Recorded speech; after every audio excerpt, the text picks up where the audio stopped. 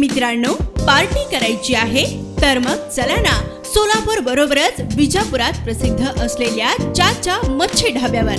चाचा मच्छी ढाबा, विजापूर रोड, टाकळी, सोलापूर. संपर्क 9765 066 495.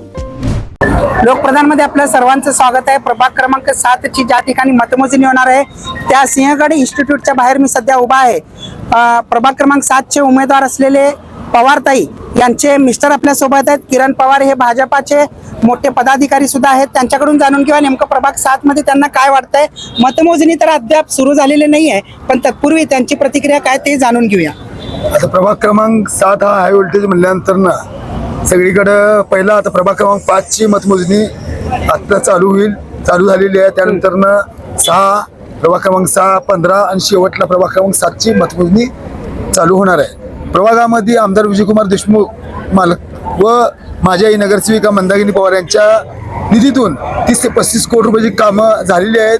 या बारेला आमचं काम बोलणार आणि प्रभागामध्ये भारतीय जनता पक्षाचे 4 उमेदवार भरघोस मताने निवडून येणार. आरोप लावण्यात आलेलं होतं नाना काळे म्हणा किंवा अमोल बापू शिंदे यांच्यात थोडंसं कुठेतरी कुरघोडी असल्याचं देखील पाहावयास मिळालंय. काय सांगाल?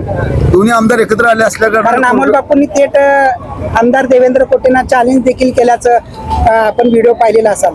आम्ही मतदानामध्ये किंवा मतदारापर्यंत पोहोचण्यामध्ये व्यस्त होतो. आम्ही ते काही व्हिडिओ बघितले नाहीत. आमचं एक ध्येय होतं मतदारापर्यंत जास्तीत जास्त पोहोचायचं. आम्ही जास्त सोशल मीडिया किंवा ह्याच्यावर लक्ष दिलं नाही. आम्ही फक्त मतदारावर आम्ही केलेल्या कामावर जोर करून आम्ही मतदान मागितलं. याच प्रभागात पत्रा तालीम परिसरातलेच उमेदवार असलेले त्यांचे बंधू आहेत आपल्याकडे कोलारकर.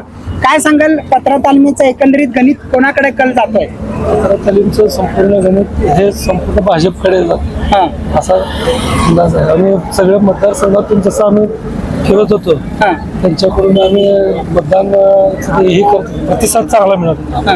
त्यामुळे आम्हाला विजय निश्चित आहे हे लक्ष. संपूर्ण पॅनल निश्चितच उमेदवार, सगळेच पॅनलचे उमेदवार जिंकून येतील असा विश्वास तुम्हाला वाटतोय? 100% कारण की लोकांनी बघितलेलं आहे. पूर आला असेल किंवा कोरोना काळात असेल, आम्ही स्वतः धावून जाऊन काम केलेलं आहे आणि त्या भागामध्ये लोकांना आता सध्या काम पाहिजे. त्यामुळं कामाच्या जीवावर भारतीय जनता पक्षाचं मतदान पण भरपूर प्रमाणात आहे त्या भागात. कारण मी 2017ला बघितलं, आरुड जाधव सारखा माणूस कोण ओळखत नसताना सुद्धा त्या माणसाला 2324 मतदान आहे. आता भारतीय जनता पक्षाची देशामध्ये सत्ता आहे, राज्यात सत्ता आहे, तर महापालिकेमध्ये सत्ता येणार आहे. भारतीय जनता पक्षाचे स्वतःच्या हक्काचे 6-7 हजार मत आहेत जे कमळ चिन्हावर टाकणारे. बाकीचे आमचे उमेदवार म्हणलं पॅनल 100%. संपूर्ण सोलापूर शहरात 102 जागा भाजपाने लढवलेली आहे. काय एकंदरीत कौल असू शकतो? कारण एक्झिट पोल बरेच सुद्धा सांगतायत भाजपा आघाडीवर राहील. आम्ही लोकप्रधानवरचा सर्वे केलेला होता, त्यात सुद्धा आम्हाला 58 पेक्षा जास्त जागा भाजपाकडे जाताना दिसत आहेत. कसं वाटतंय तुम्हाला?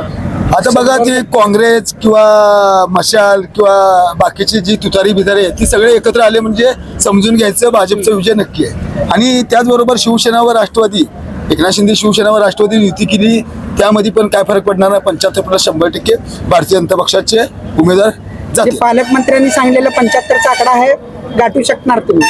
पालकमंत्र्यांनी पण सांगितलं, पण जनतेने पण ठरवलं आहे ना.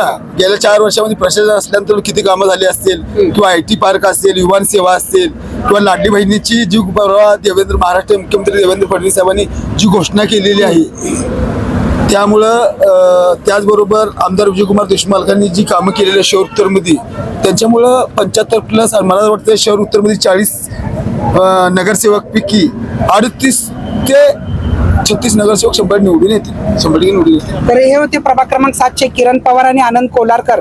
यांना विश्वास आहे पूर्णपणे प्रभाग 7 मध्ये जे आहे ते भाजपा आघाडी घेईल आणि संपूर्ण पॅनल हा निश्चितपणे जिंकेल असं त्यांना आशा आहे. परंतु प्रभाग क्रमांक 7चं मला वाटतं निकाल यायला कदाचित 1 ते 1.5 वाजू शकतात. पाहत राहा लोकप्रधान न्यूज सोलापूर.